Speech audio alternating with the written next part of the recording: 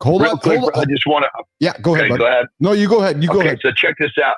I got some information for you on since you're doing this tech shit. I figured it's a perfect time to tell you. Yeah, tell me. It's the first time we've done the phone. Every time you cut to somebody doing something like during your little segment, Marty's segment, it drops me out. Just so you know. Actually, I muted you so that because I was hearing you scratch. Okay, perfect. I was hearing you scratch your left cheek, or that would be the right cheek. So like, no, I'm going to mute Johnny on that one here. So okay, good. Right on. All right, so we got 2 streams going, guys. I'm going to invite you to jump over to the second stream, and what's going to happen is we're going to kill this first stream, Johnny. We got some cool stuff going on here, Jimmy. So Jimmy, I got the second stream running. I'm going to move my conversation over to the second stream. You guys see the comments, Brophy. Jay, everybody come on over to that second stream. Let's keep the conversation going. We're not going anywhere. Mornings Live with Keith and Friends. Hour 2 is continuing over on the channel. And Jimmy, are you making sure I'm live over there, Jimmy? You want to make sure we're live over there, pal? And I'm going to unmute myself, and we're going to end the stream over here, pal. All right, we're doing this here. Guys, we're ending this stream on hour 1, and we're going to continue the conversation on hour 2. So Jimmy, I'm doing this. And Jimmy, you end the streams here, pal. You end them, buddy, and we'll keep it going here. We're doing this. Listen, I invited you guys to walk towards failure and fear with us this morning in real time, and we're doing that right now here on Mornings in the Lab with Keith and Friends. And there we go. Good. I got the audio up here. So there we go, guys. We are on the second hour stream here. Jimmy, we got it going, brother. Good job, man. This is awesome. We are getting it after here on hour 2 of Mornings in the Lab with Keith and Friends. Okay, so Jim, let's just do a quick little check if we are good with everything here, and I think we are.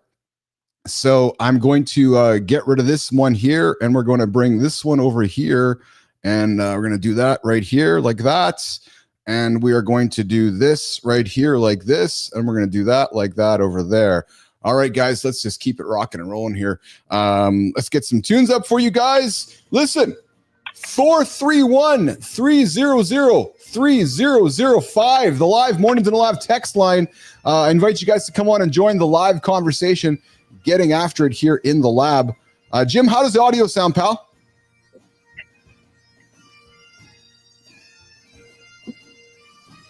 Yeah, don't worry about the LinkedIn, Jimmy, right now. We'll just, I'm not too concerned with that at the moment, actually.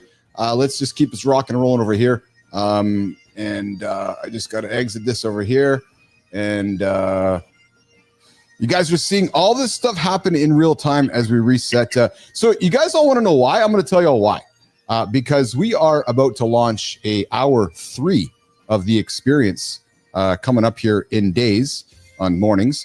And so we're just truthfully seeing how it all figures out and how it all works out in real time with you guys here. Okay, so let's get into the deep dive conversation that I missed on hour 1. And I'm going to do that here while I reset here and open up some stuff here. And the deep dive conversation today, guys, was all about how to biohack your morning performance.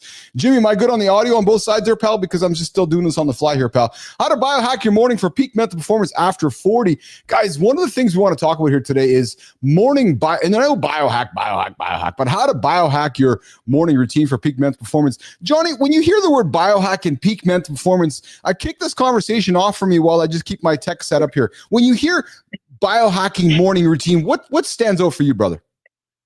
Can you hear me okay? Loud and clear, pal. Loud and clear. Yeah, loud and clear. Beautiful. Well, I think, biohack is a word that gets kicked around a lot. Yes, and I think when it comes down to it, there's people that like to use these terms, but they don't really understand the depths of it. Yes. It's like someone that says, yeah, I do squats, so I'm a power lifter. Well, Jesus Christ. If a power lifter, a real legit power lifter, has studied techniques. He's studied all sorts of different strategies to be a power lifter. So people, I think in general, biohacking is something it's like a deep, deep rabbit hole. And there's so many, you can biohack your brain. You can biohack your body.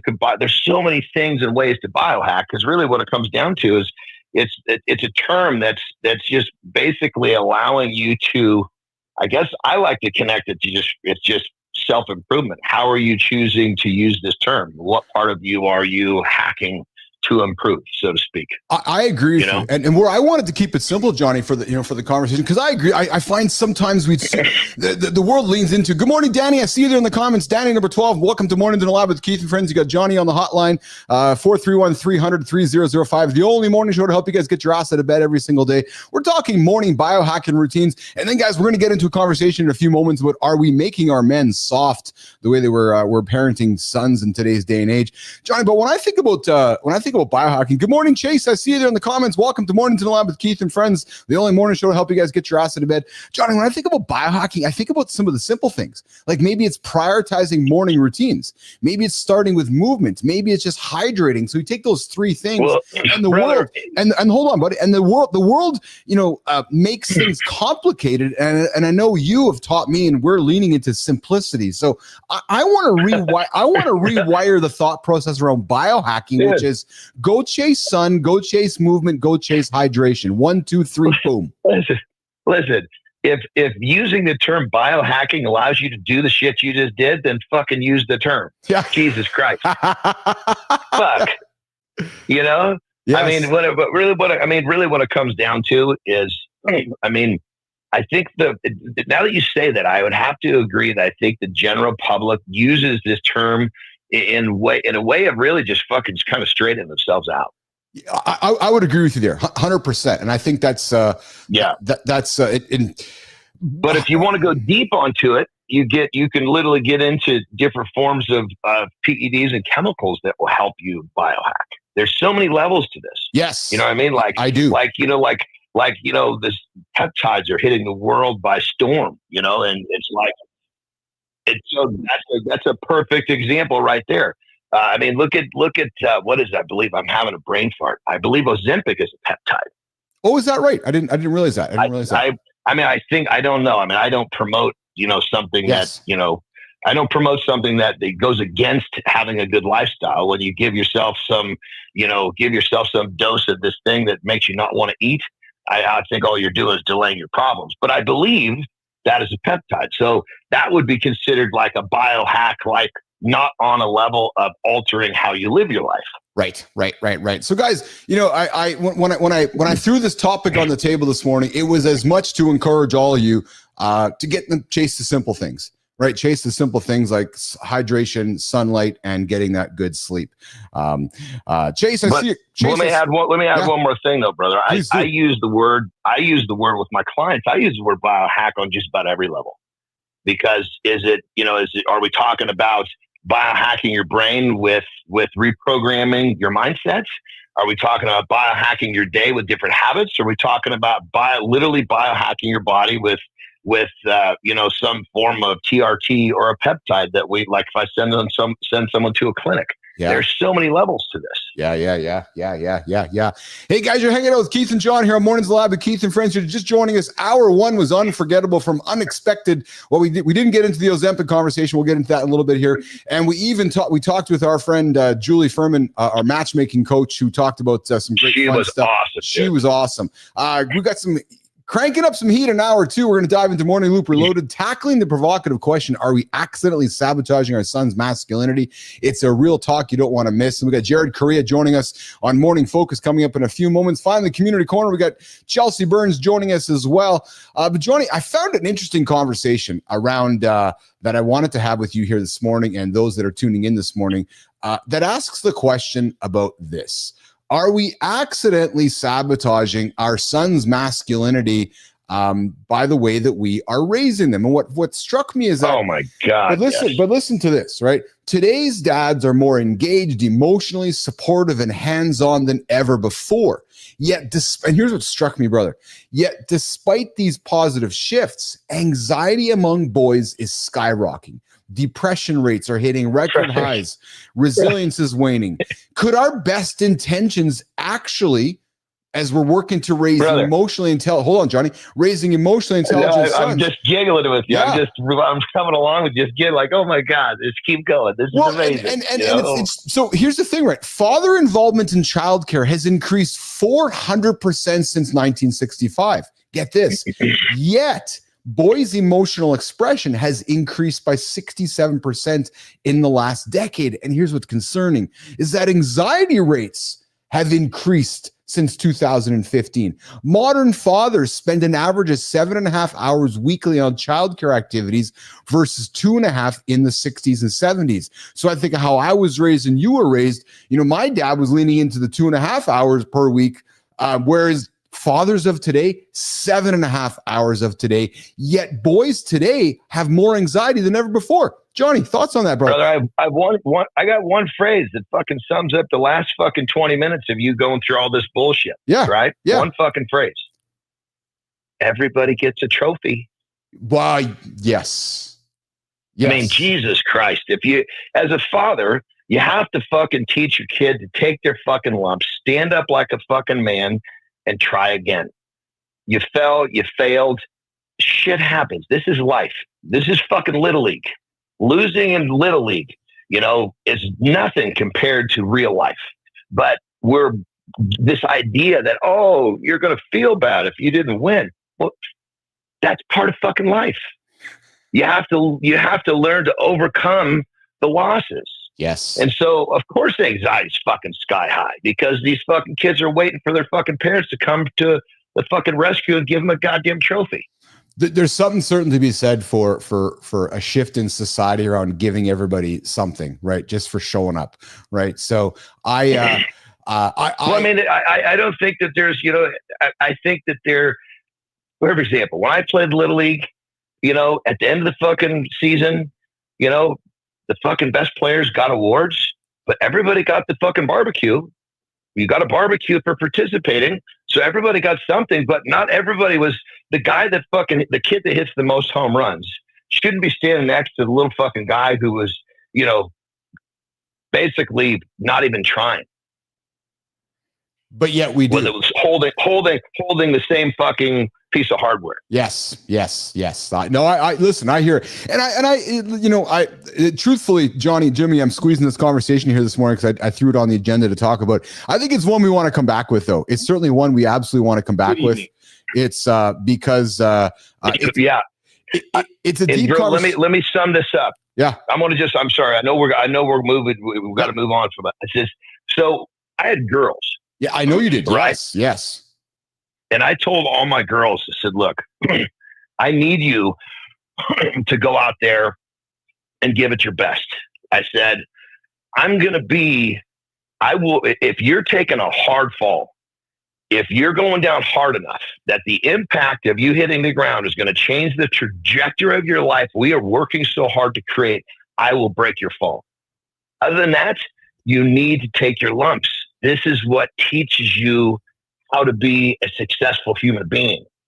And telling them that, number one, it kind of made them realize, okay, it's okay to try and fail and get back up. But number two, they also realized that they were going to have some accountability for their fucking actions. You have to. I think so. I'm of the same opinion as you there. You got to encourage the kids to win, but also encourage them to fail and accept failure, and that because that's going to be part of life, right? And we got Mike McClure. Dude, your boy is a perfect example, dude. He just went through. Yes. Stood tall, stood proud. That's just just the fucking way the ball rolls, or the way the puck fucking, what do you call it, the term for the puck is. Yeah, that's exactly. Yes. We got Mike McQuillan joining us here. I like Mike McQuillan joining us from Peru. I like participation trophies. Damn it, Mike. I know you do not like participation trophies. I know you are better than that. Guys, if you're watching the show, you're not here to coast. You want more from yourself, your life, your work. So here's the question. What are you doing to feed that? This morning on Mornings in the Lab, we have a membership that's about helping you make progress towards the goal. Of course, the show is free, but if you want a little bit more, we got membership starting at $2.99 a month, and every cent is going right back into building this platform, creating more tools, more conversations, and more ways to help you win the day and your next chapter. And guys, you're also getting a shot to join the live experience on Free for All Fridays. But more importantly, you're casting your vote for who you are becoming. So I invite you guys to invest in that and join us right here in the lab at 8 o'clock Eastern time every single day.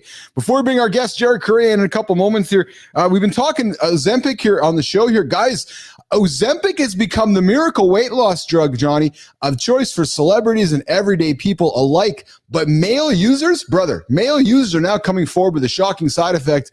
that nobody warned them about significant changes to their package, to the genitalia. Now, this isn't raising questions about vanity. It's raising serious questions about informed consent and pharmaceutical transparency. Johnny, the pharmaceutical industry's focus on weight loss may be overshadowing important conversations about sexual health benefits. Apparently, yeah. Apparently, medical experts explain that rapid weight loss from any cause, including Ozempic, can affect testosterone levels, blood flow, potentially leading to your penis shrinking and erectile issues that could be happening. Some men report permanent changes even after stopping the medication, while others experience temporary effects that resolve over time. The bottom line, Johnny, is that pharmacists and doctors are giving this drug to humans, to men, and men aren't recognizing that their penis might shrink. It's perfect because this is the way the pharmaceutical world works. Yes, I know. Here's this drug for this problem.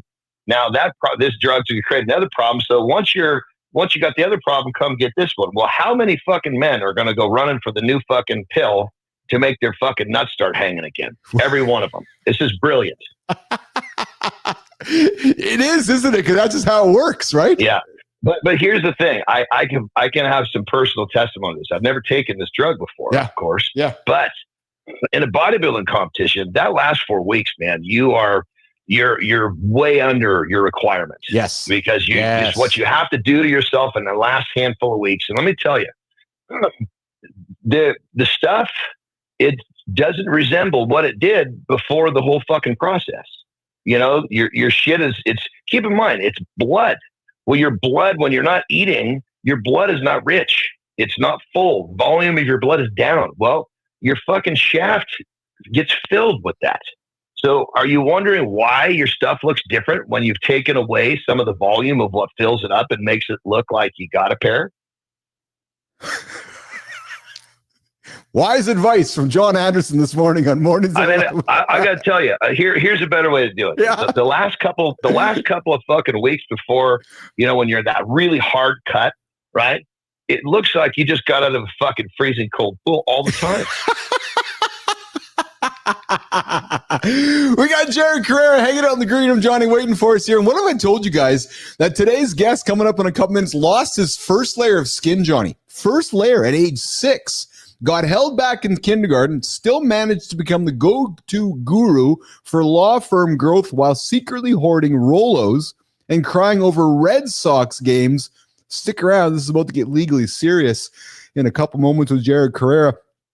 Johnny, we got some comments from the community here. We got Mike McQuillan coming in with, my dad was Little League president one year. We got into a head-on collision with participation trophies in the back of the station wagon. I almost died for participation trophies. Oh, McQuillan. Look at that. These things are dangerous. They're dangerous in more than one effect. Oh, my God. There you go. McQuillan, we got to get you on for Free for All Fridays, brother. And yes, Ozempic. Oh, I like this. Here's how McQuillan frames it out. Ozempic is a participation trophy. Isn't that an interesting way to put it, right? Because that's very much there. And good time. I see you there, brother. Okay, we back. I lost you guys. So good time. We're making some changes to the show here. As you know, we're working our way to a 3-hour show here, and we're playing with kind of these separating the hours up on time here. So I'm appreciative that you've hung out with us and joined us here on this side of the stream.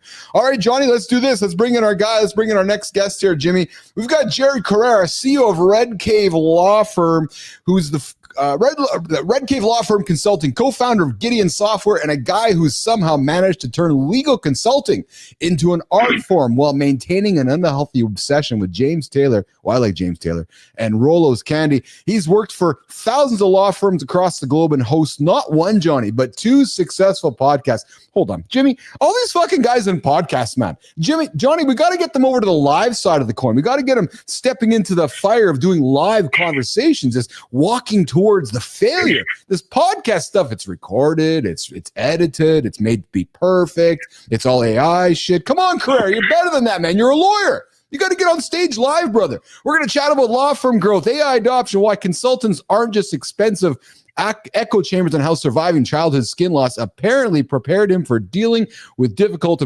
attorneys. This morning on Mornings Live, we're going to welcome in our guest, Jimmy. Let's bring him up, Jared Correia. What's up, Jared? Hello. Now would be a good time to say I've never taken Ozempic, right? That's exactly correct. Yeah. Yeah. Thanks for having me, man. I appreciate it. How are you? I just got to get you. How are you, brother? Are you good? Good. I'm doing well. Yeah. How you doing? I'm awesome, man. Where are you joining? You join us from Boston today? Yes. I live outside of Boston, so I'm here at my house.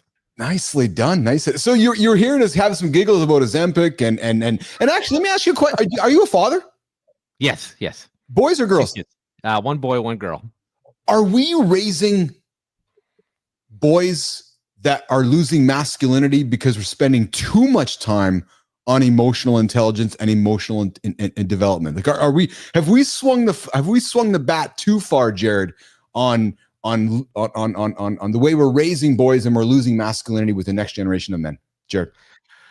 I don't know. Like I like that my son has some level of emotional intelligence, and he's an athlete as well. So honestly, like I'm happy that he has both. He's an emotionally intelligent kid. He's smart. He's good to his friends, and he's also a really great athlete. So I don't know. I'm not seeing that personally, but that's just me. Yeah, it's interesting. Well, but real quick. See, that's where it's supposed to be. You see, you can take and make. You can have a savage of a boy or a son or whatever, of a young man, and teach him to be in touch with his emotions. Having both sides of the coin is what it's supposed to be about. It's not supposed to be robbing his manhood to make him, put him on the other side so deep that he can't function in the real world. Yes. I like him to be able to talk with everybody, and he's very good with that. So yeah, that's why I tried to thread the needle a little bit. Absolutely, brother. Both sides of the fence. That's the way it should be. Hell yeah. Great job. Love to hear it. I think we can have deep chats about fathering and masculinity and so forth, but I want to continue the chat going on, get to know Jared a little bit here.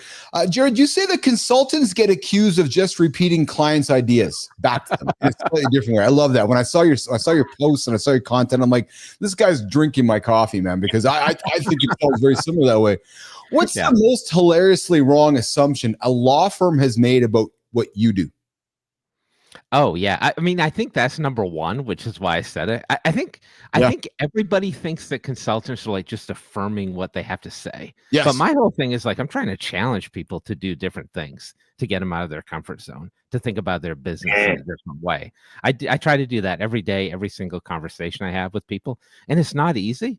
And I think a lot of consultants go out there and they do the repetitive thing where they're like, oh, you're doing a great job just to keep the relationship moving forward. But I don't care if people are pissed off at me as long as their business is moving in the right direction. So I think a lot of people want to have a consultant that's just a yes man, but I definitely don't want to do that. That's not the approach that I take. Yeah. Well, but on that level, if somebody hires you, same with me, it's if we're not coaching them to do something different, why in the hell did you hire us? Right. There's a reason you called me, right? Yeah. It's like, well, I get that all the time. Well, this is really different from what I'm used to doing. I said, well, would you be happy if I told you to do what you were doing before you came to me? Right. Oh, that's actually a really good point. Well, no shit, McFly. Jared, you went from law to consulting. Talk us through the moment that you realize, because we love transformation. I love these moments when the light bulbs go on, like the ahas, right? Walk us through the moment you realized that you wanted to leave practicing law. And was there a specific moment where you're like, just fuck it, I'm done with this? Practicing law blows, just between me and you and the lamppost. Like, it's not a fun profession at all.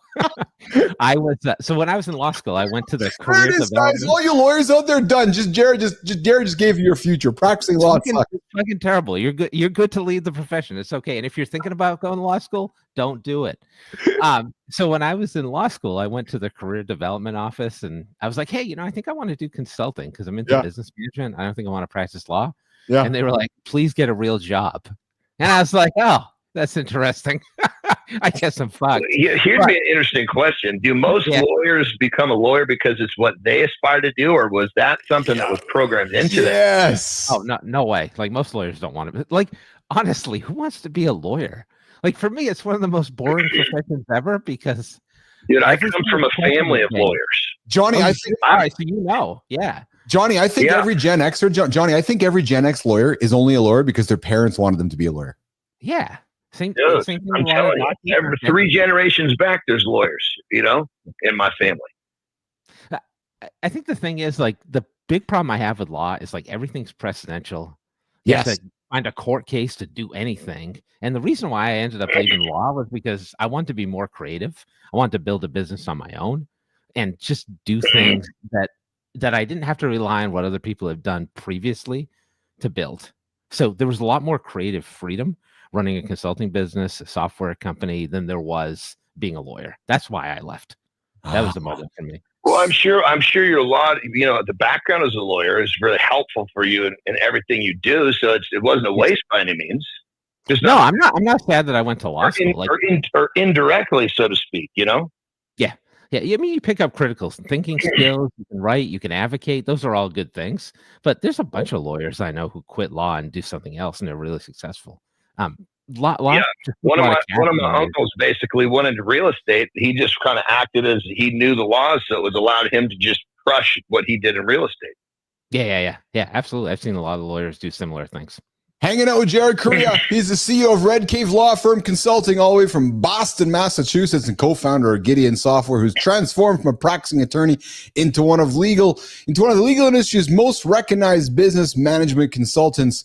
The big question I have for you, brother, is obviously not obviously, but it's wrapped around the obvious change happening in society right now around the two letters, which are AI, artificial intelligence. And one of the industries that is being magically and massively, and it's going to be disrupted if it's not right now, is law.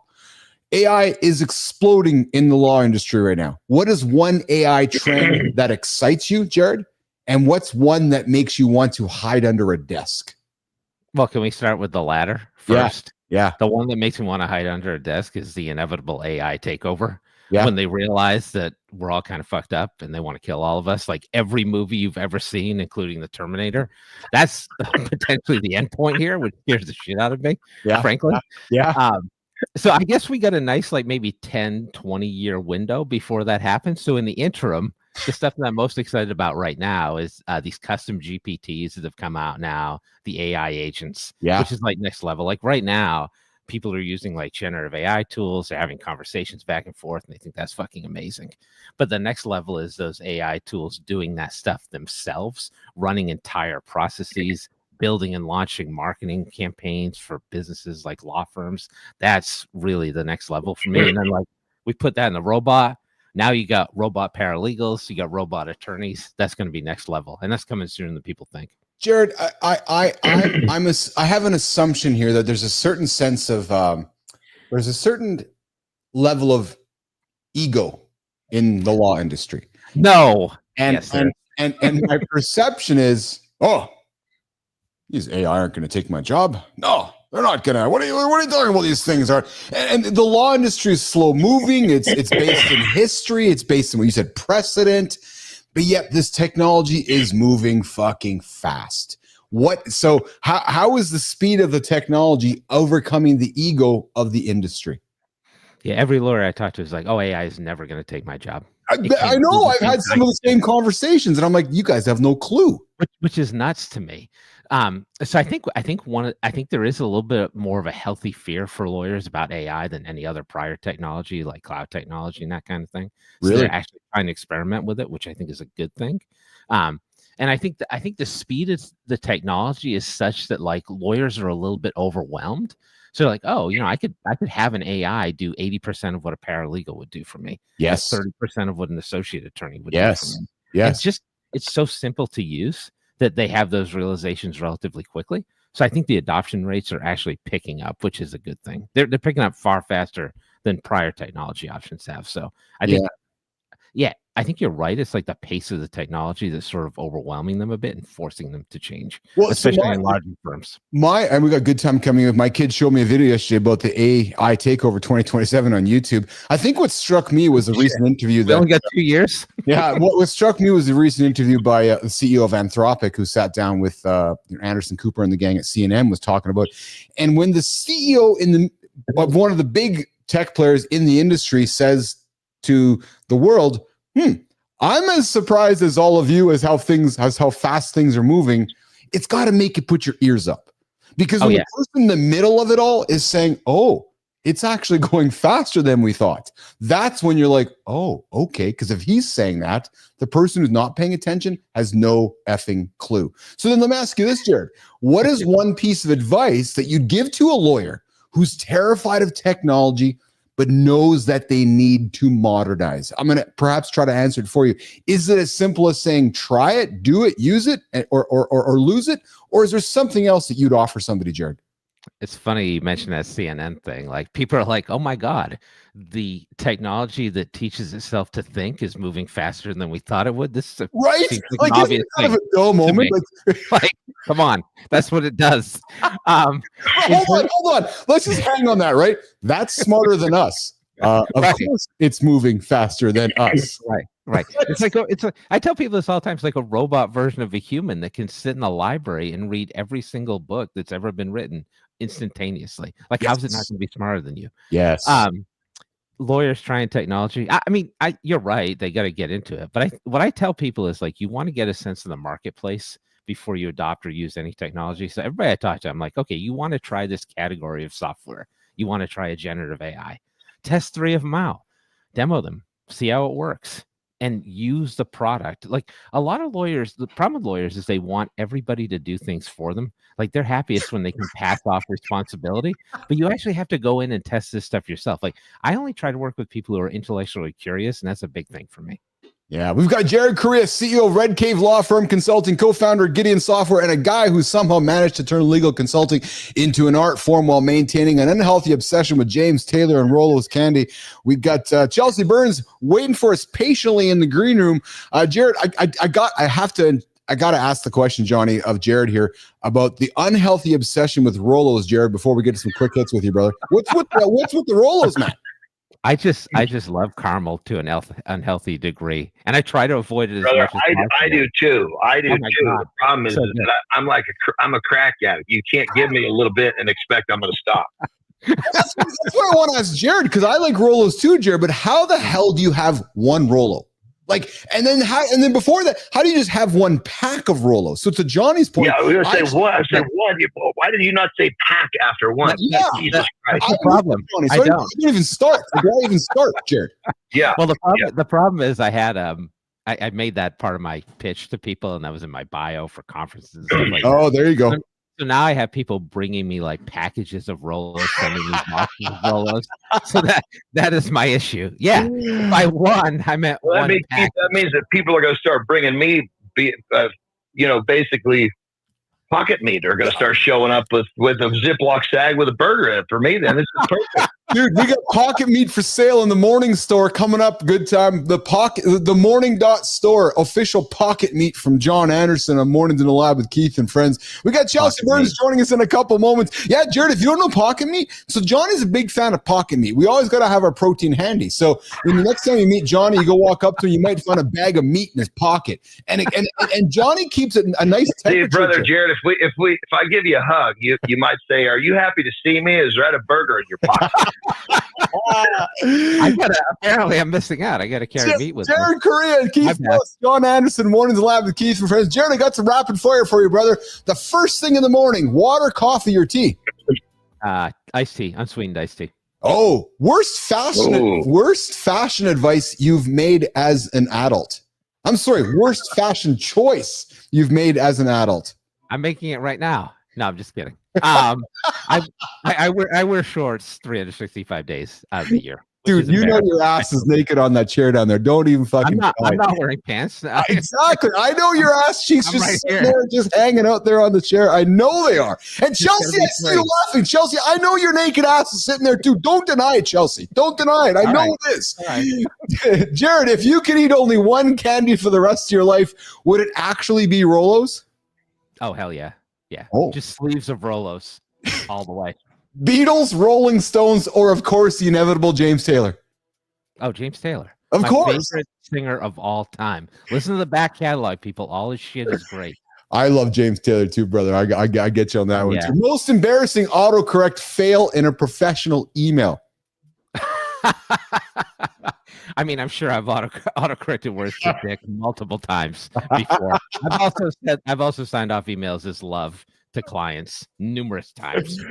And then the last big deep question for you, brother, before we close it off for you, pal, is looking back at that 6-year-old kid who lost his first layer of skin, got held back in kindergarten. What would you tell him about the weird, wonderful career path that he was about to embark on? And then more importantly, when did you first rediscover that the Rolos were the secret to that business success? I would tell that boy that once his skin grows back, he's going to be getting a ton of free Rolos. It's going to be an amazing life. When did I first discover Rolos? Probably one Halloween at some point. Any caramel candy will do, though. Seriously. Caramels. That's awesome. Jared, where can folks connect with you, find you, engage with Jared Correia from Boston, Massachusetts? I can just Google me, or you can go to my website, redcavelegal.com. Thanks for having me. This is really fun. Awesome. Johnny, going to say goodbye to Jared? Jared, say bye to Johnny? Jared, good shit, brother. Good shit. I'm getting my meat wrapped up so I can put it in my pocket right now. Literally. I'm telling you, the beautiful thing is you leave it in there long enough, your thigh will even warm it up for you. Pocket meat. It's on. Pocket meat advice with John Anderson. Johnny, you gonna get out of here too, brother? Yeah, I gotta jump. I've got a massive podcast today, which I'm really excited about. All right, Jimmy, we're gonna walk Johnny out, and Jimmy, we're gonna walk Jared out, and in a minute we're gonna walk in our next guest, Chelsea Burns. Jared, I appreciate you, brother. Looking forward to connecting with you later today. Yes, same. Thanks for hanging out with me this morning. Thank you, Jared. Thanks. Take it easy, guys. All right. Johnny, it worked. Johnny, this worked, man. The phone worked, pal. Dude, I got to tell you, I'm really enjoying all the freedom I have during the show here. Oh, no. Yeah, I'll be honest. I may or may not have been in the bathroom today. I may or may not have. Jimmy, did you notice we did not have to give any break? And actually, Jimmy, we missed John's lifestyle tip today. Sorry, brother. We were just too into it today. But no worries at all. All right. What have I told you? Today's guest once dominated the track as a junior Olympian. Coming up in a moment, we got Chelsea Burns. Johnny, wonderful show, man. A lot of fun. You get after it, and I'll drop you a text later this morning when we have some gold news to celebrate. Is that a deal? Yeah, it's perfect because I should be getting freed up right about that time. And if I'm a few minutes, no big deal. Also, too, I didn't realize I'm going to be here tomorrow morning. So we'll just have to bring me on the telephone. 100%. We'll make it happen, brother. Did you say the telephone, the old ancient telephone, the new Mornings in the Lab hotline, 431-300-3005. Send your text, send your voicemail, or just give us a fucking call, just like Joe Fontana did this morning. Anderson, I love you, brother. Great conversation, pal. Get after it, okay? Love you too, brother. Let's rock. Keep up the good work. I look forward to tomorrow morning already. All right, pal. You have a good one, buddy. All right, let's get after it. What if I told you that today's guest, we celebrated her, Jimmy. We celebrated this guest a couple of weeks ago, and she showed up pretty promptly. We celebrated the track as a junior Olympian, wrangled cattle on a Kansas ranch, and can make your marketing feel less icky while making you more money. Stick around. We're about to decode the psychology of why we buy things. Chelsea Burns is here, who went from running laps to running businesses. She's got a master's in applied psychology from USC, 17 years of marketing experience, and she's been on a mission to prove that marketing doesn't have to feel manipulative to be profitable. And Jimmy. Ooh, baby. She just signed a mystery celebrity client. And no, it wasn't me. What the fuck, man? Who's about to become a household name. And it wasn't me. But she's keeping that under wraps. Today, we're going to dive into why 85% of consumers are willing to pay almost 10% more for ethical brands, how psychology can build trust instead of breaking it, and why Chelsea's ranch upbringing shaped her approach to business authenticity. Nation, take a moment with me to welcome in our next guest, the ever awesome Community Corner Creator Spotlight, Chelsea Burns. What's up, Chelsea? Hello. How are you today? Oh my gosh, I'm excellent. I have been sitting here watching the back portion of what was happening before, and I was feeling the energy, cracking up. Awesome. What a great way to start the morning. Where are you joining me from today? I'm in Wichita, Kansas. Wichita, Kansas, straight south. So you know what? I'm going to tell you something, actually. I can get out of my house. I can drive left. I can take one left turn, drive a bunch of hours west, and then take one right turn, and then end up in Kansas. Look at that. You've got it memorized. I Well, absolutely. the next time you take that trip, hit me up. There you go. There you go. Good morning, Bernard. I see you there in the comments. Thanks for hanging out with us this morning, Bernard. We have our guest, Chelsea Burns. And guys, if you're just tuning in late, I welcome you to go back to hour one, which is now sitting in the feed. We changed things up here today. We dropped 1 hour, closed it off, go second hour because we got a third hour working on. But that first hour, we sat down with our first guest, which was Jimmy, I can't remember at this point. It was our Cupid person. And then we had Jared show. Jimmy, keep typing for me. Right now we got Chelsea Burns. And Chelsea, you grew up doing serious work on a Black Angus ranch as the oldest daughter to a man who wanted a son. Dude, how did learning to handle a 1,200-pound bull prepare you for handling stubborn marketing executives? Yeah, Julie Furman. Thanks, Jimmy. How did that work for you? Yeah, let's just say I know how to sit in the discomfort.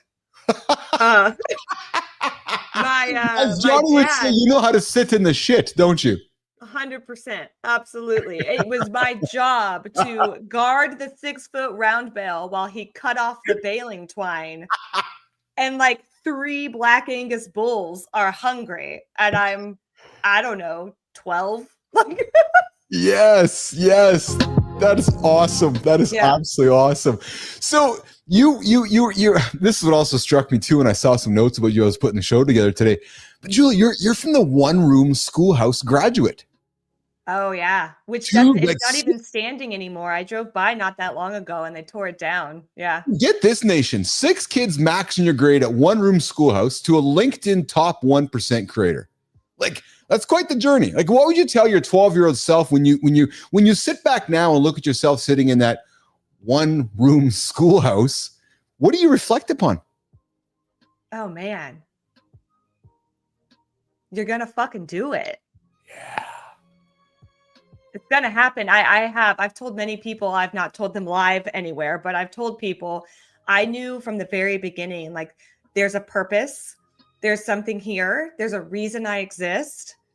I just didn't know what it was for a really long time. And it's starting to come together. That's powerful. Yeah, it really is. Powerful. I will tell you, speaking of powerful, again, putting the show together, I noticed some, word pattern discovery within your profile. And you use the word disrupting and disruption frequently when describing your work. Now, maybe you realize, maybe you didn't, but did you realize that you've positioned yourself as someone who disrupts the disruptors? And in many ways, you're disrupting the manipulative marketing industry itself. Talk about that. Yeah, so that's actually entirely intentional. As I started my personal brand, the deep work that I did first, which is also where I specialize with clients, was what parts of me, what values, where is my ethos going to show up here? And as I've gone on this journey of understanding myself, like, I know that I want to make positive change in the world. I'm not real happy about the world that my kids are going to inherit. So how do I shake things up to rebuild it in a way that aligns with mine and other people's ethos? And that includes ethical branding, non-manipulative marketing. And it does include, like, disruptors. A lot of times, they want to shake things up, but they want to shake things up because there's this at the end of the road. Yes. And what you'll find with me is, like, money is a byproduct. If it is not the end game is the positive change.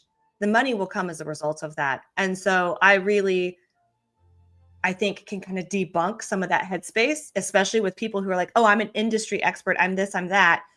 Great. You're still a human being and your brain works in, like, the same way as every other human being. You said you have kids. Am I correct? Mm-hmm. How many kids do you have? 2. I have 2 daughters. 2 daughters. Interesting. Can I ask how old your daughters are? 9 and 5. 9 and 5. One of the topics of today's conversation was, are we accidentally sabotaging our son's masculinity? Now, you're a mother of daughters, but you have friends with boys, and you have, and I'm sure boys are around, you daughters have boys that are friends and so forth. As a mother of young children, as a mother of young daughters, what is your opinion on this concept, this idea, and this question that maybe is being asked in society right now? That, back in the 60s and 70s, fathers were spending 2.5 hours average per week with their boys. Now, men, fathers, perhaps your husband is spending 7.5 to 8 hours a week with their kids.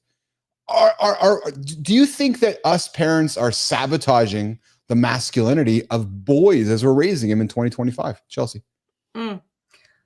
loaded question that I'm probably going to debunk in a couple of different ways, because from a psychological standpoint, a secure attachment with a parent is instrumental in the success of a child's life. Mm-hmm. And that is not just with a mother. As a matter of fact, a secure attachment with a father can drastically change the trajectory of a child. It improves their physical health. It improves their cognitive functioning from the very beginning all the way through. And so at the same time that, yes, there's this increase in time, I do think that that is a good thing. Mm-hmm. If we start to talk about society, to me, society and the parental roles are like a little bit different. Society as this construct is this outside external force, right? So what I would say there is really more of the fact that like we're all masculine and feminine. Mm-hmm. We all have masculinity and femininity. We need both of those things to survive. How do you think society perhaps has moved a little too far to the feminine side, the emotional state, and not enough where, and I want to offer to you, I invite people often on this show to judge the book by its cover. Judge me, judge John, and judge Marty, because like, oh, big man show. Well, actually, no, we talk about feelings. We talk about emotional intelligence. We talk about all the great things that I believe make a solid human being in 2025. What made me really curious about this was some of the stats and some of the, and we have some experts and some humans saying we've gone too far with participation trophies and making boys too soft, and we haven't encouraged some of the masculinity that maybe your daughters as they grow up might desire. So here's what's interesting. Because of the dynamic in which I was raised, yes, right? Oldest daughter, dad was pretty vocal about like, man, I always thought I was going to have sons. Thank God I have these athletic, badass daughters, basically. I have a real interesting perspective when it comes to gender norms and all of those things, because I was kind of simultaneously raised at both, right? I was expected to go work the cattle, to fix the fence, to clean out the trailer, to drive the four-wheeler, at the same time that I was expected to go help fix the meals, take them out to the guys, bring the food back in, clean up the kitchen. And so for me, it was like, I feel like looking back on it, I got this really beautiful mix of both. Interesting. And I have the skill set where I feel like I can kind of like chameleon around. Yeah. But I don't know if it's necessarily attached to gender so much as just like learning how to live this holistic life. Because the thing that I see with society is that we've removed our children from nature, and we've removed our children from the experiences that they need to experience hardship, disappointment, unknowing, right? They have so much at their disposal to just get the answers immediately, when I do think that there's great value in kind of like, go figure it out. And that's why, I mean, we are no screen family. We're no internet family. You can hand your phone to my 9-year-old. She will not know what to do with it. Wow. Because we want them to live this life where they're present, they're where their feet are, you know, and they have all different sorts of jobs. They have different sorts of roles. So yeah, and I don't know that I want to speak too terribly much to any of the research or science in that space, because I'm not an expert there. Yeah, 100%. So this is just kind of like, yeah, I get it. And that's, you know, what we like to do here in the show is have conversations with opinions and so forth. With Father's Day around the corner, what's one thing that you reflect on what you learned from your father? One thing. So my dad is a self-employed commercial electrician and a farmer. And this man worked his ass off. Yeah. He worked from the moment he got up to the moment the sun went down. And I think at the time, and for a lot of years, I resented some of it. I was working cattle. My birthday's in late October. That's when the cattle come home from pasture. I was working cattle a lot during that time. I missed some birthdays. Yes. And at the time, like, there was some resentment about it. Yes. And it was just a few months ago that I was piecing together, like, I learned how to work like this from this man. And I learned how to believe in myself. And my dad, several years ago, before I had kids, actually, we were sitting at a table with my other sisters, and he said something about, I am so proud of the fact that I raised these strong, independent women. And then he looked around at the fact that all of the seats next to us were empty and it was just us women. And he goes, sometimes I wonder if too strong and independently. Chelsea, you just gave me goosebumps. I got goosebumps. I got mist in my eyes. What a wonderful tribute to speak about your father that way. Yeah. You know, Mike McQuillan coming in saying, nice, Chelsea, you nailed it. Matthew Roofy with shaking, brother. Yes, you go figure it out. I'll be here to catch you. Take risks. Don't just consume and create. Love that. Chelsea, let's continue our journey. So you were a junior Olympian by 12. Like, dude, nation 12. The girl's getting after by 12. Dad didn't have nothing to do with that, Chelsea. I'm sure not at all. No, not at all. But making left-hand turns on tracks. Now you're making strategic pivots in business. Yeah. What's the connection between athletic discipline and entrepreneurial success? Because we talk about the business athlete is one and the same. And when you have athletic discipline, there's no question that it contributes to entrepreneurial success. What's the connection, Chelsea? Yeah. So I've talked about this a lot because there is a lot of commonality, right? You see a lot of athletes that go on to do these things. And here's where I land with it. I started competing when I was 6. And I ran all the way through nonstop to college and post-college for a little bit. And you learn how to show up, and you learn that the glory doesn't come by just you have to put in the reps. Yeah. I was talented. I was always naturally talented, but I worked really hard. And so I was able to achieve things that people who had like greater skill sets than me couldn't always achieve because they didn't put in the work. And I think the other thing too is I was a middle distance sprinter. I mean, I've done all the events basically minus hurdles, but as a middle distance sprinter, that shit hurts immediately. And it's gonna hurt. And it feels like you're dying. But about 5 minutes after you cross the line, you're fine. Yeah. And then you look back and go, oh, I could have ran that third corner faster. Yeah. Man, I let up right there. And so the same thing with entrepreneurship is it's like, oof, this hurts. But I know as soon as I get to this next area, you're like, oh, okay. I did it. I did that. And so I think a lot of it is mental. And I know you hear 90% of it is mental. Some of it's physical.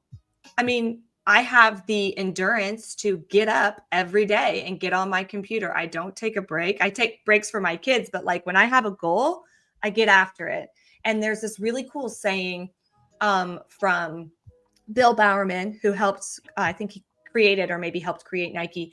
But he was the coach of Steve Prefontaine, who was this huge distance runner in the 70s, kind of an idol to me.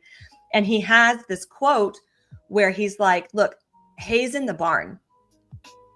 And as a rural person, this really hit for me, but it was basically this idea of by the time that you get to the meet, there's nothing that you can do to better prepare yourself. Everything's already done. The hay's in the barn.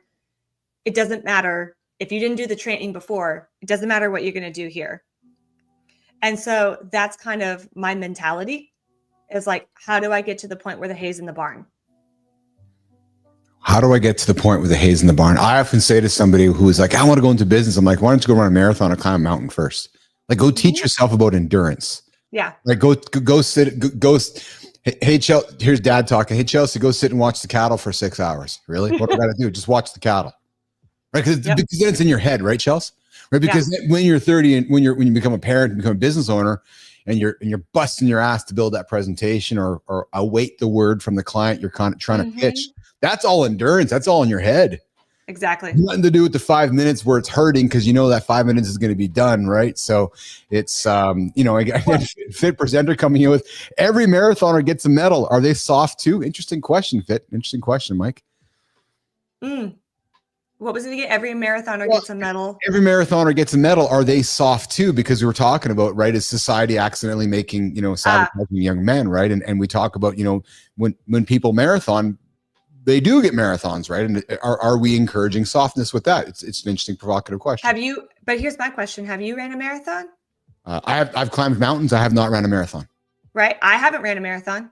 Yeah, but I've climbed mountains and I've built a business. I've successfully built a business and exited for $50 million. So I've been on both sides. 100%. And I've done some amazing things too. Yes. I hiked the whole Grand Canyon. Without training. And we can list it off. But my point with the marathon is running a marathon is an accomplishment, whether you're placing or not. Yes.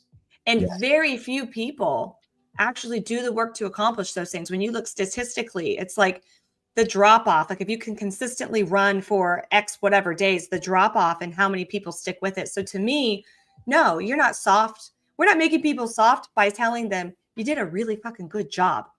You put in the work and you just pushed your body to 26.2 miles, because running distance like that is not always like, there are certain times where, yes, you are competing against other people, but for the most people, that race is against yourself.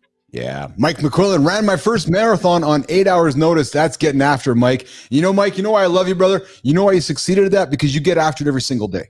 And when you get after it every single day, and when something comes up on short notice, whether it's business, right, Chelsea? You got to get a presentation for you right now. Yeah, I'm ready. Right? Or you got to run a marathon right now. You're ready. Hey, we're hanging out with Chelsea Burns, who's dropping nuggets this morning, guys. The marketing psychologist who went from running laps to running businesses. She's got a master's in applied psychology from USC. Only 17 years, guys. Not 12, not 20, only 17 years of experience. And she's on a mission to prove that marketing doesn't have to feel manipulative to be profitable. And she's recently signed a mystery celebrity client, and she's not going to tell me who it is, because that would probably break her NDA. But hey, we're going to do some fun stuff here. We're going to do some rapid fire, Chelsea. And then I want to do what I want to do with you is I want to do the creator spotlight and take the light that I handed over to you so we can shine over in some of your. Oh, you got a dog in your world, do you? I'm so sorry. I knew it was going to happen. No. Don't be sorry. What kind of dog you got? I have 2 dogs. I have a little Chihuahua mix, and then I have like a bigger, just, from the shelter dog. I love it. I got a Pomeranian and I have an English Bulldog. So I love my dogs. So do not be apologetic. All the barking's welcome. Dogs are welcome on Mornings in the Lab with Keith and Friends. Wonderful. But Chelsea, let's get after it, girl. Rapid fire. Here we go. Ready? I think so. All right. Ranch work or track practice? Which one was harder? Oh, track practice. Oh, come on. Is Dad listening? A morning person or night owl? A morning person. Cattle or clients? Who's more stubborn? Clients. Yes, I would agree with you. Not a question. No, it's just a fact, actually. Not even make that a fucking question. One word to describe manipulative marketing. Icky. Oh, track and field event you'd compete in today. 800-meter dash. Oh, coffee or tea? Coffee. Kansas or California? Where's your heart? Kansas. Of course it is. Psychology textbook or marketing guru book? What is on your nightstand, Chelsea Burns? Never a marketing guru book. Never. Good, actually. Oh, man. And some closing question before we get to the creator spotlight, Chelsea. If you had to write a book about the biggest mistake you see smart business owners making with their marketing psychology, Chelsea, what would chapter 1 be called, and what's the first line? Interesting. I am in the process of writing that book. And chapter 1 is currently why manipulative marketing isn't sustainable. And the first line is, would you rather have success in the next 30 days, or would you rather have success over the course of the next 30 years? Oh, dude. Say that again. Would you rather have success in the next 30 days, or would you rather have success over the next 30 years? Jimmy, let's just drop the fucking mic and get out of here. See you guys. That is solid. That's absolutely solid. I love that. That's some good advice there, Chelsea Burns. Yeah. Before we get to the creator spotlight, I want to offer one thing up to you, which you said, which I'm really struck by, and I think I want to have you back to continue the conversation.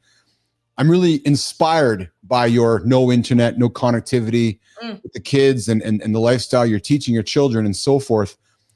One of the things that I would invite you to perhaps consider is something I have really focused on with my children. Is so I'm an internet nerd. I'm an AI guy. I'm all in on the internet. So I'm swimming in a different stream than you within regards to that. However, one of the parenting tactics I have embraced, and I've spoken to other parents about it, is that society marketers have convinced humans that these devices are nothing but consumption devices.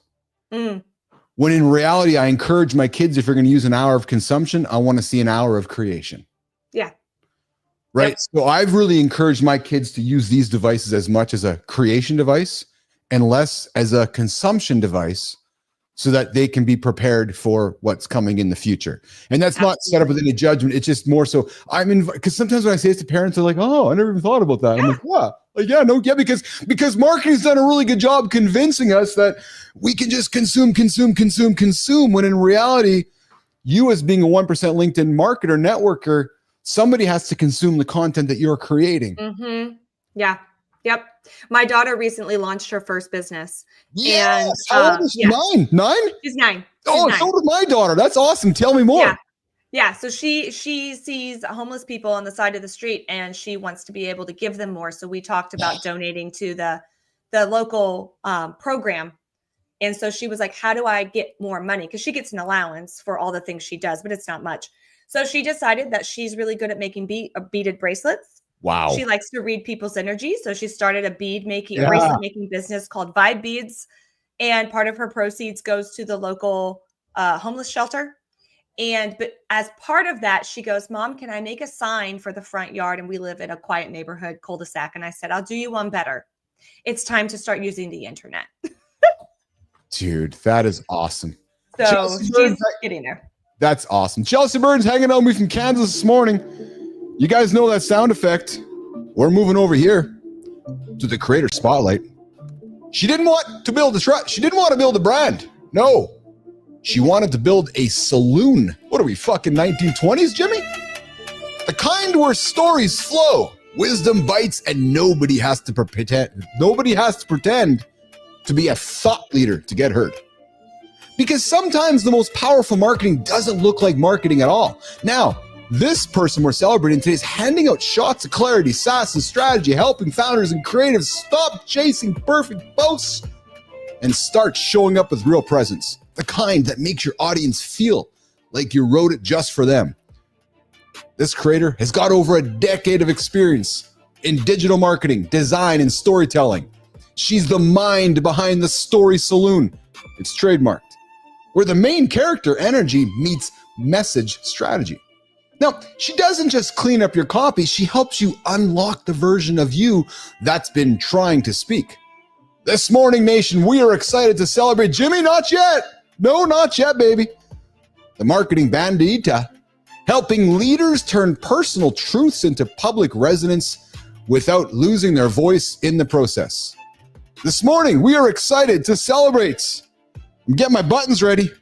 Jimmy, let's get it up there. Victoria Carrington Chavez, the marketing bandita who's helping leaders turn personal truth into public resonance without losing their voice in the process. I invite you to follow Victoria. If your message feels stuck, but your mission is loud, she's going to help you say the thing you've been meaning to say in a way your audience can finally resonate with.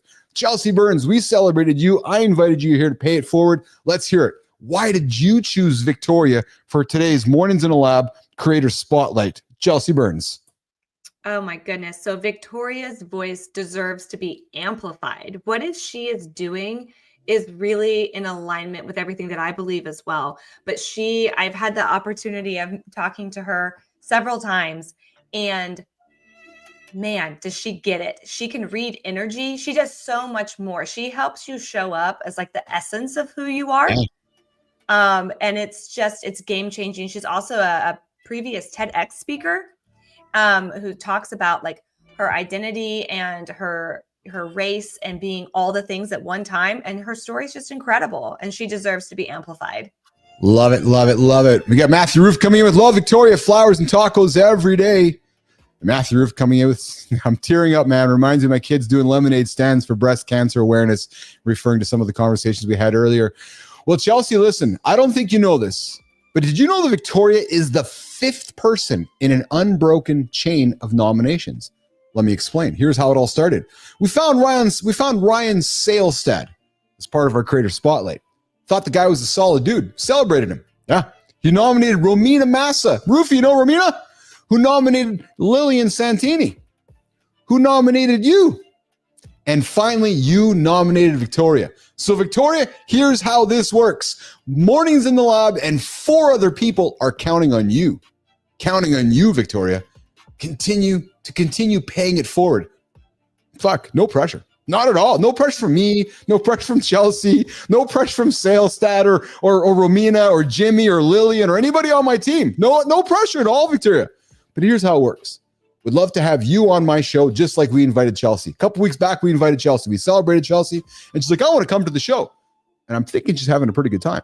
So now we're going to pay it forward and have you on our show to celebrate everything on your world, Victoria.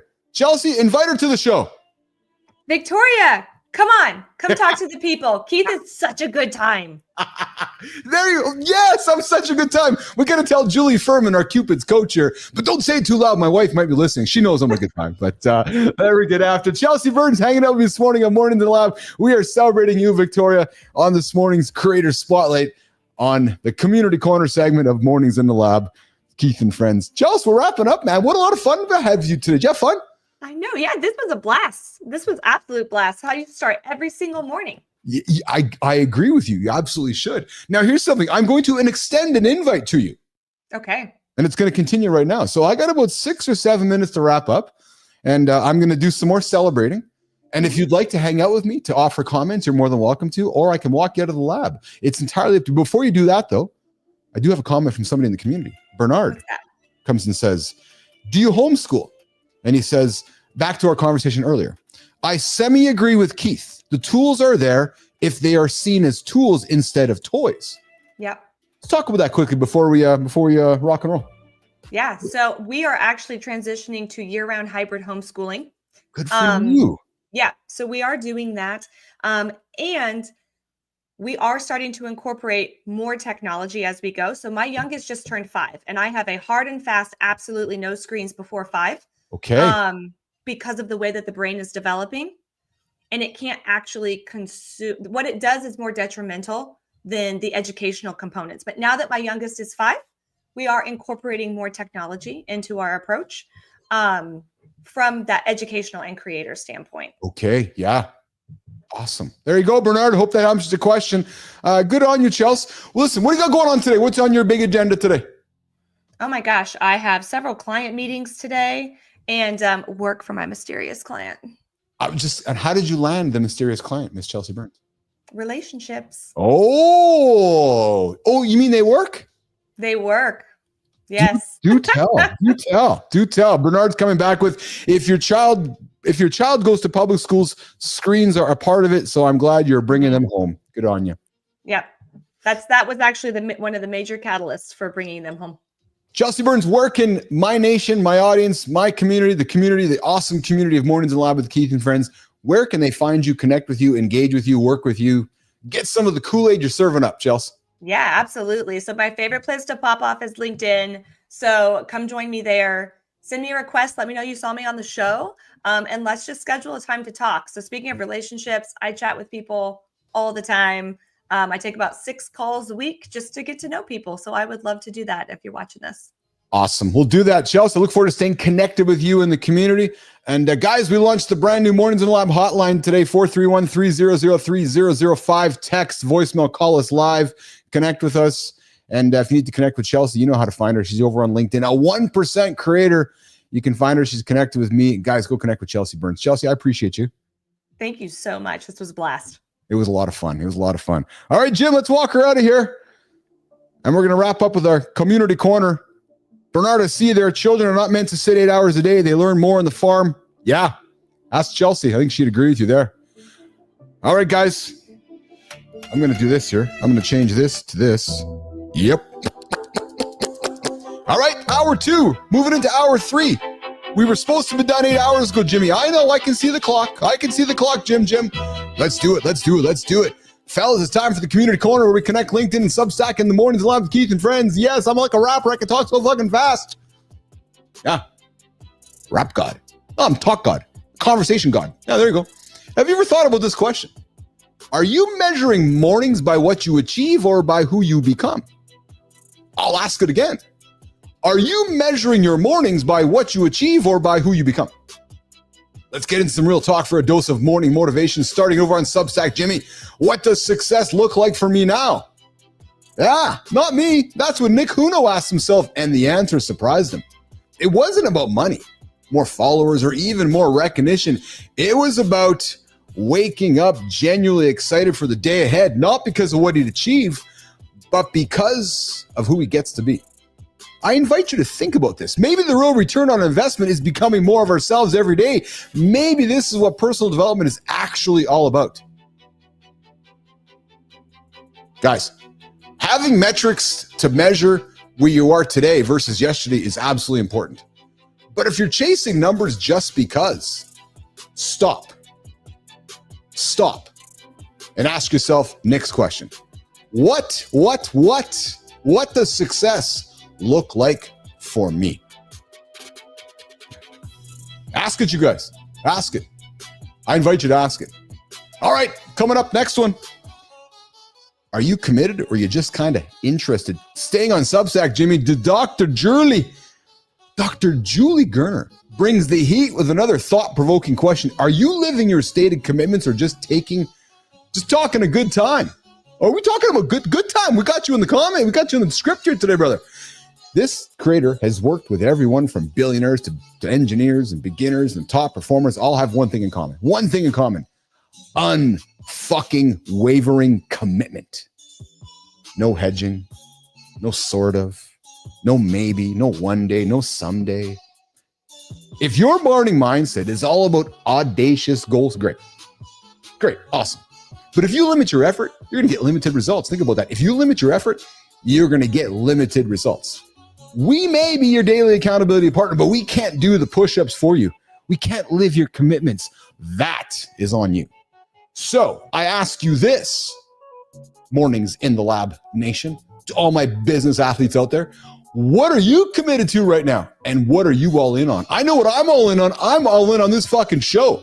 I'm all in on this platform, just like Rufy is, just like Melissa is, just like Jimmy is, just like Anderson is, just like Marty is.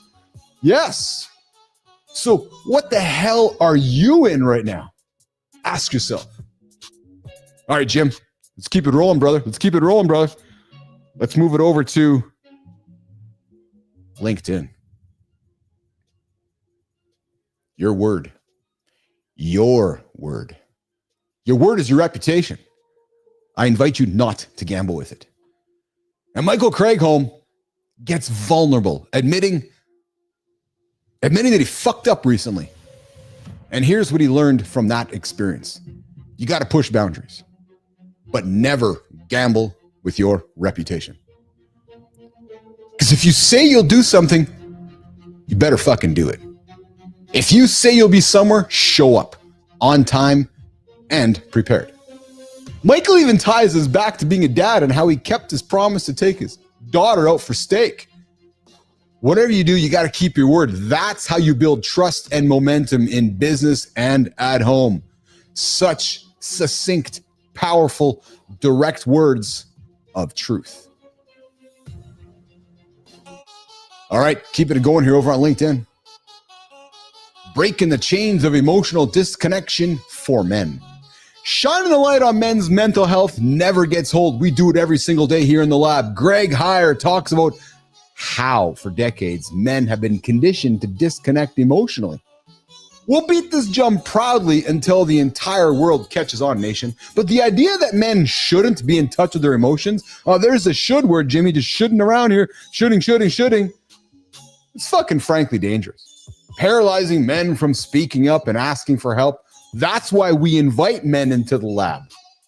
To cry, to beat the anxiety, to battle their insecurities. Let's continue to normalize the conversation and support the hell out of each other, guys. Let's start wiping out that toxic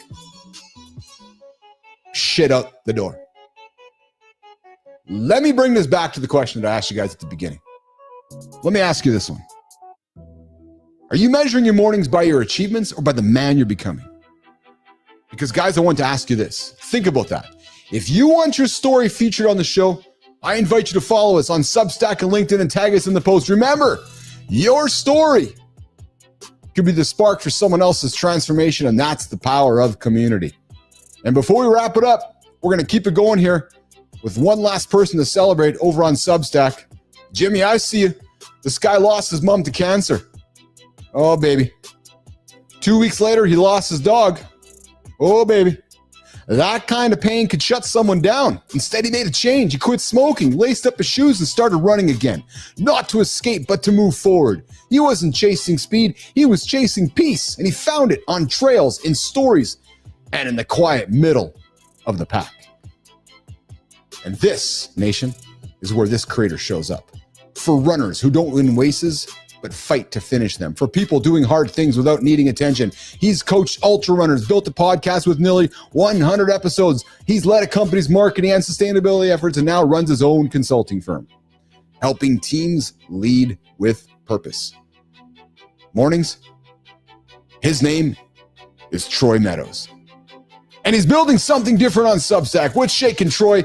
His writing is honest. His podcast amplifies voices most people miss, and his coaching focuses on mindset, not just miles. If you care about endurance, growth, and building real community, I invite you to follow Mid-Pack Musings by Troy Meadows, because what Troy is doing isn't about being first. It's about showing up and going deep. And Troy, would love to have you on my show. Would love to take the light, give it to you so you can celebrate somebody in your orbit as part of the next Community Corner Creator Spotlight on Mornings in the Lab with Keith and Friends. All right. Well, Jimmy, we did it, man. Woo, we did it. We actually did it. Yes. Mike McQuillan, you hung out with us. Thanks, brother. I appreciate you, brother. The effort deserves a reward. Every kid does not get a trophy. I appreciate you, man. Every participant gets a trophy. Way to go, Troy. Mike McQuillan, brother, again, I just want to call you out and just say how much I appreciate the time you give to us. We're launching Free for All Fridays. Come join the conversation, hang out with us. Be drive, be driven. Be driven equipment. I'm all in as it gets until I reach the top or I lose it all right now. It's win or figure it out and win. And of course, we got Lady Drew always coming in, sticking with those commitments. And Be Drive is who I become because my first 6 hour is about me. I love it, man. I'm the same way, brother. My morning non-negotiables. Okay, my bladder is telling me that it's time to get the hell out of here. So I got to get the hell out of here, guys. On behalf of everybody that was here, we'll see you guys tomorrow, 8 o'clock Eastern time. I'm Keith Billis. Mornings in the Lab with Keith and Friends. We're done.